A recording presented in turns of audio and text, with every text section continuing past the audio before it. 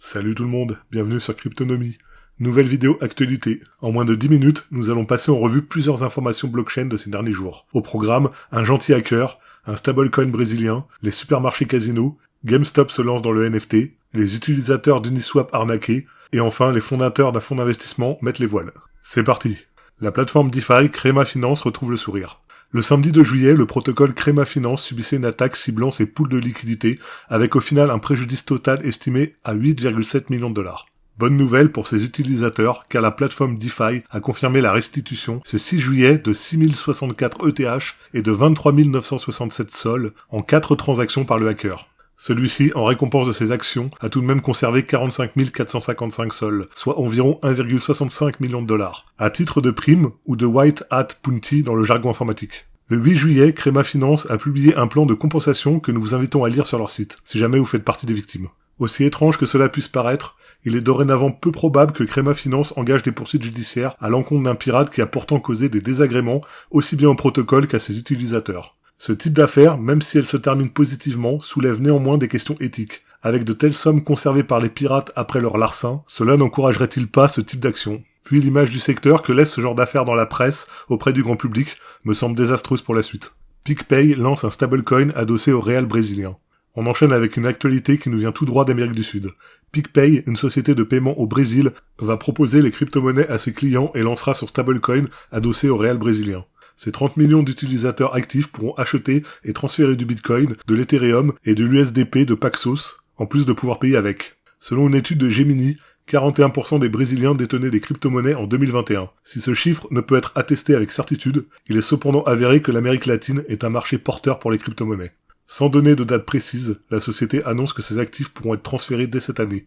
L'application fonctionnera alors comme un véritable exchange, élargissant ainsi le paiement au monde entier. Le stablecoin euro adoubé par la France. La start-up française Loog est désormais enregistrée en tant que prestataire de services sur actifs numériques, PSAN, auprès de l'autorité des marchés financiers AMF. Cette société lancée par le groupe Casino au début de l'année 2021 est à l'origine de l'EURL, un stablecoin adossé à l'euro. Elle travaille notamment avec CoinHouse ou bien encore la Société Générale.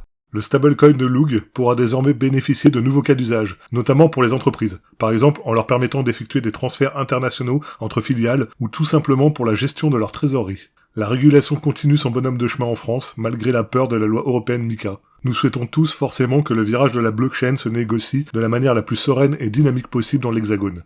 8 millions de dollars siphonnés via une arnaque Uniswap. Une attaque de type hameçonnage, phishing, particulièrement élaborée, a permis de siphonner 8 millions de dollars en crypto-monnaie à des utilisateurs d'Uniswap. L'attaque a été décrite par Harry Denley, un analyste de MetaMask, qui explique comment ce phishing a eu lieu et comment les utilisateurs d'Uniswap ont été bernés. Un token malveillant aurait été envoyé au fournisseur de liquidités avec la promesse d'un airdrop.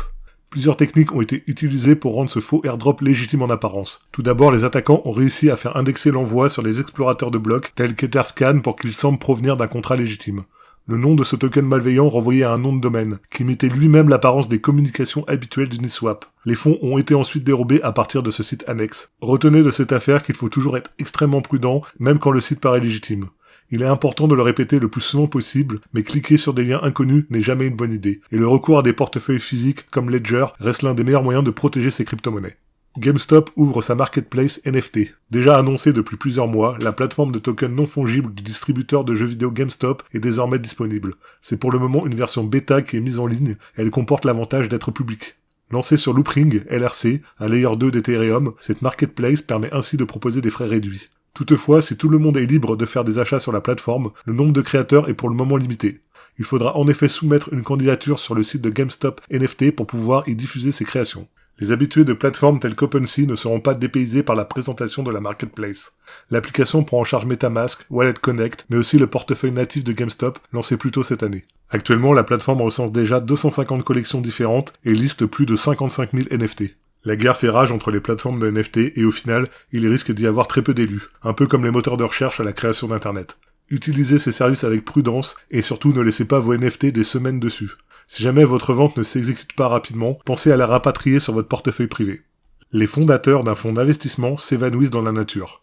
Les difficultés et les incertitudes s'accumulent pour le fonds d'investissement singapourien 3 Euro Capital, 3AC, alors que la société a récemment été placée en liquidation et qu'elle peut s'attendre à plusieurs plaintes d'ordre pénal. De plus, ces deux fondateurs sont introuvables. Selon les avocats de divers créanciers, ces derniers n'ont jusqu'ici montré aucun signe coopératif. FreeAC a récemment effectué des démarches afin de se protéger sous le chapitre 15 relatif aux sociétés faisant état de banqueroute auprès d'un tribunal dédié de New York. Toutefois, les choses pourraient s'avérer plus compliquées à gérer que cela.